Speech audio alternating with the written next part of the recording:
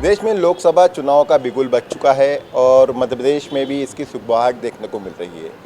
इंदौर एक ऐसी सीट है जो बीजेपी लगातार जीतती जा रही है, कांग्रेस यहां पर लगातार पिछड़ती जा रही है। लेकिन इस बार कांग्रेस ने एक नया प्रयोग किया है, युवा चेहरे को यहां पर मौका दिया है और साथ ही उनका जो प्रभारी बनाया है उसे भी युवा को बनाया है। हमारे साथ चर्चा करने के लिए मौजूद हैं इंदौर लोकसभा चुनाव के प्रभारी बनाए गए विपिन वानखेड़े जी। हम बात करेंगे क्या स्ट्रेटेजी रहेगी अब की बार लोकसभा चुनाव की, क्योंकि लीड काफ़ी लंबी है। बहुत स्वागत है मृदुभाषी में आपका। वानखेड़े जी, आप विधायक भी रह चुके हैं, आगर मालवा के विधायक हैं। वैसे हम आपकी बात करें तो आप मूलतः इंदौर के हैं, इंदौर की नस नस को आप समझते हैं, इसलिए शायद युवा शक्ति जिस तरह से कांग्रेस आगे बढ़ा रही है, प्रदेश के जो अध्यक्ष हैं जीतू पटवारी बनाए गए हैं, आपके जो उम्मीदवार हैं वो भी कांति बम, उन्हें भी मौका दिया गया है और आपको प्रभारी बनाया गया। क्या स्ट्रेटेजी रहने वाली कांग्रेस की इस लोकसभा चुनाव में इंदौर को लेकर? देखिए, स्ट्रेटेजी बहुत साफ है, जनता के बीच में जाएंगे। और आज जिस प्रकार से देश में भारतीय जनता पार्टी की सरकार की कुनीतियों के कारण एक आम व्यक्ति को परेशान होना पड़ रहा है, चाहे वो नोटबंदी की बात रही हो, चाहे फिर वो कोरोना काल की बात रही हो, चाहे वो महंगाई की बात हो, चाहे वो रोज़गार की बात हो, आज देश का हर एक व्यक्ति, हर वर्ग परेशान है। इन सभी मुद्दों को लेकर हम जनता के बीच में जाएंगे। हम बात करें शंकर लालवानी जी की, तो शंकर लालवानी जी की निष्क्रियता के चर्चे पूरे लोकसभा क्षेत्र में हैं। इन 5 सालों में उन्होंने जनता के लिए कुछ नहीं किया, इंदौर के विकास के लिए कुछ नहीं किया। तो ये सब मुद्दों को लेकर हम जनता के बीच में जाएंगे। और निश्चित तौर पे आज महंगाई की मार हर आदमी पर पड़ रही है, हर आदमी इस बात को समझ रहा है। भारतीय जनता पार्टी भले धर्म के नाम पर कितना भी जनता को बरगलाने की, बहकाने की, फुसलाने की कोशिश करे, लेकिन जो सत्य है वो यही है कि आज देश का हर वर्ग परेशान है। विपिन भाई, बीजेपी ऐसा मानती है कि इंदौर से यदि एक छोटे से कार्यकर्ता को भी यहाँ पर खड़ा कर दिया जाए कि बीजेपी का उम्मीदवार है तो वो चुनाव जीत जाएगा। कांग्रेस हमेशा विफल रही है और हम ताज़ा परिणाम देखें तो इंदौर की 9 विधानसभा सीट आप खो चुके हैं। ऐसे में आपको कहाँ लगता है कि अक्षय कांति पंप इसको कवर कर पाएंगे, जीत पाएंगे, या जीत नहीं पाए तो लीड कम कर पाएंगे? कितना संभव है? देखिए, निश्चित तौर पे हम लोग चुनाव जीतने के लिए लड़ रहे हैं और जिस प्रकार से जनता का रिस्पांस हमें मिल रहा है, रोज़ दिन ब दिन हमारा कॉन्फिडेंस बढ़ा रहा है। भले इंदौर में लंबे समय से भारतीय जनता पार्टी के सांसद हो, लेकिन चुनावी राजनीति में कभी भी किसी के नाम का कोई पट्टा नहीं लिखा होता है। ये रिकॉर्ड बनते भी हैं और रिकॉर्ड टूटते भी हैं। कई बड़े बड़े नेता जो प्रधानमंत्री रहे वो चुनाव हारे, और कई बड़े बड़े नेता जो आज प्रधानमंत्री हैं, हो सकता है आने वाले समय में खुद भी चुनाव हार जाए। ये समय की मार है जो कि सबके साथ होती है और परिवर्तन प्रकृति का नियम है। निश्चित तौर पे इंदौर में भी परिवर्तन होगा और आने वाले चुनाव में हम लोग जीतने जा रहे हैं। जिस तरह से कांग्रेस में भगदड़ मची हुई है, कांग्रेस के नेता और कार्यकर्ता लगातार बीजेपी के खेमे में जाकर बैठ रहे हैं, ऐसे में कांग्रेस कितनी कमज़ोर हो रही है? और आप जैसे युवाओं के हाथ में जब कमान हो, आप युवक कांग्रेस के अध्यक्ष भी रहे, तो ये युवाओं को, ये आपकी पीढ़ी कब आगे आएगी? युवाओं की पीढ़ी कब आएगी? कांग्रेस के बाद युवा कार्यकर्ता नज़र नहीं आते। देखिए, जिन्हें जाना है वो जाएं। किसी के आने से या किसी के जाने से कांग्रेस ना कमज़ोर होगी, ना कभी कांग्रेस ख़त्म होगी। जो लोग जा रहे हैं, हम तो पत्रकार वार्ता लेकर कहने वाले हैं कि जो लोग जा रहे हैं उन्हें कभी ज़िंदगी में कांग्रेस में वापस नहीं लिया जाएगा।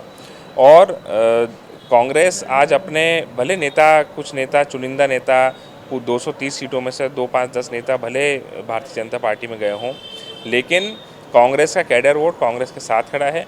आज भी कांग्रेस में हम किसी भी, जो भारतीय जनता पार्टी बोल रही है कि किसी भी, अगर हम एक बच्चे को भी चुनाव में उतार दें तो चुनाव में हम ऐसा कर देंगे, वैसा कर देंगे, अगर आज हम किसी बच्चे को कांग्रेस का टिकट देके भी हम चुनाव में उतार देंगे तो निश्चित तौर पर हर विधानसभा में 50,000, 60,000, 70,000 का वोट कांग्रेस पार्टी का कैडर वोट बैंक है।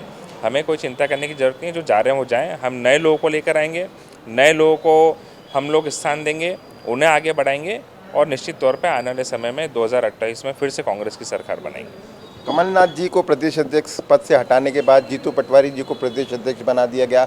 उसके बाद ही देखने में आया कि एक तो युवाओं का बल बढ़ा है कांग्रेस में, दूसरा जो वरिष्ठ नेता थे वो कहीं ना कहीं नाराज़ हैं, जिसके चलते अपने समर्थकों को धीरे धीरे, चाहे सुरेश पचौरी हो, एक नाम वापस से कमलनाथ जी का भी आता है कि हाल ही में छिंदवाड़ा के मेयर को भी उन्होंने रवाना कर दिया, नकुलनाथ से वो नाराज़ थे। इस तरह की जो बातें सामने आ रही हैं, ये कहाँ तक सत्य हैं? क्या वाकई जीतू पटवारी के आने से कांग्रेस में युवाओं को तो ताकत मिली है, लेकिन बुजुर्ग जो वरिष्ठ नेता थे उनका पत्ता धीरे धीरे कट होता जा रहा है? देखिए, पत्ता कट होने की कोई बात नहीं है। ये परिवर्तन, जैसा मैंने बताया, परिवर्तन प्रकृति का नियम है। कमलनाथ जी हमारे बहुत ही सम्मानीय वरिष्ठ नेता हैं, लेकिन पिछले 6 साल से लगभग वो प्रदेश अध्यक्ष थे। निश्चित तौर पे परिवर्तन होना था, जीतू पटवारी जी को प्रदेश अध्यक्ष बनाया और पार्टी का बहुत ही अच्छा निर्णय है जीतू पटवारी जी को प्रदेश अध्यक्ष बनाने का। युवाओं में जोश है और आने वाले समय में यही जीतू पटवारी जी के नेतृत्व में हम लोग मध्य प्रदेश में कांग्रेस की सरकार बनाएंगे।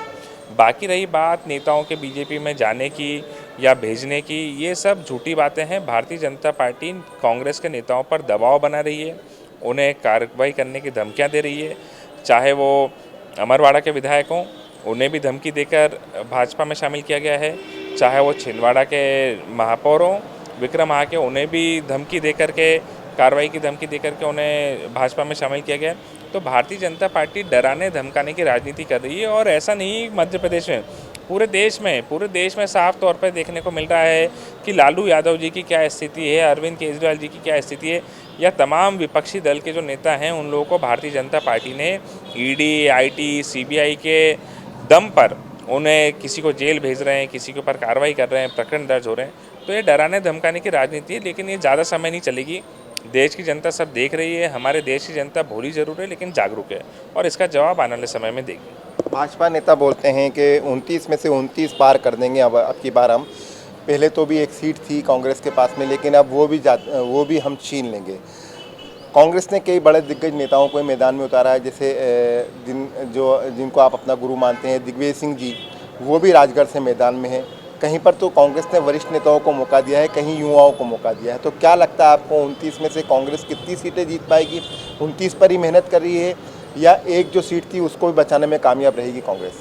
29 में से 15 से ज़्यादा सीटों पे कांग्रेस बहुत अच्छी स्थिति में है और 15 से ज़्यादा सीटों पे हमारी जीतने की संभावना है। परिणाम क्या आएगा ये तो वक्त बताएगा, लेकिन भारतीय जनता पार्टी का ये जो ख्याली पुलाव है कि 29-0 कर देंगे, वो सिर्फ ख्याली पुलाव बन के रह जाएगा, इससे ज़्यादा और कुछ नहीं। ईवीएम को लेकर कांग्रेस और अन्य विपक्षी दल लगातार सवाल उठाते रहे और बीजेपी का ये जवाब रहता है उसमें कि जब कांग्रेस या विपक्षी दल हारते हैं तो ईवीएम पर सवाल उठाने लगते हैं। अब की बार क्या लगता है आपको, ईवीएम कहीं काम करेगा या नहीं करेगा, या फिर आप ईवीएम पर भरोसा करके ही मतदाताओं से अपील करेंगे कि वो आपके पक्ष में वोट डालें?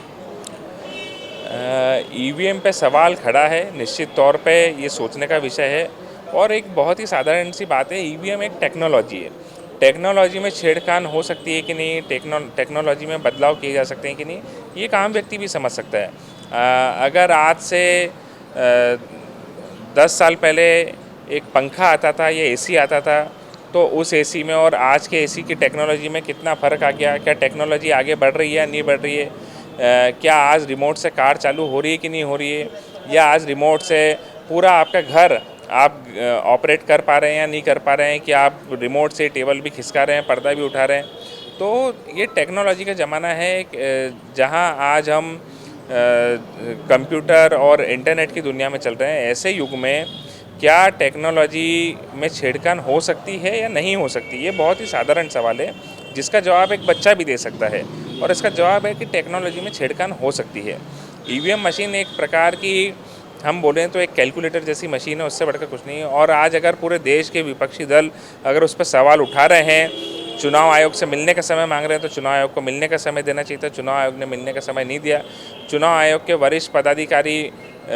वरिष्ठ अधिकारियों ने चुनाव के कुछ ही दिन पहले इस्तीफा दे दिया। तो ये सब सवाल हैं, भारतीय जनता पार्टी की सरकार को भी इसके जवाब देना चाहिए कि ऐसा क्यों नहीं हो रहा है। और अगर भारतीय जनता पार्टी के मन में कोई खोट नहीं है तो उन्हें खुद को विपक्षी दलों के साथ जाना चाहिए चुनाव आयोग के पास, कि अगर विपक्षी दल मिलने का समय चाहते हैं तो उन्हें समय दिया जाए, उनकी बात सुनी जाए।